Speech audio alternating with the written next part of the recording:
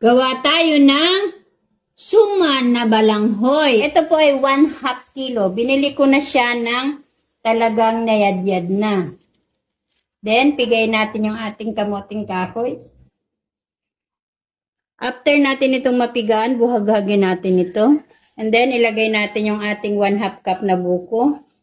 And then, lagyan natin siya ng brown sugar. Then, habang hinahalo nyo, lagyan nyo siya ng pakunti-kunti na kakanggata. Nilagyan ko siya ng 1/2 cup na kakanggata.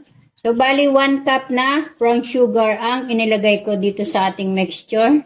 So, okay na to mga kamamsi. Magbalot na tayo. So, gagamit tayo ng dahon. Itong aking dahon ay nadarang na. I-mix nyo muna bago nyo balutin. Depende na sa inyo kung gaano kalaki na suman ang inyong gagawin. And then, tupiin nyo. Tupiin nyo.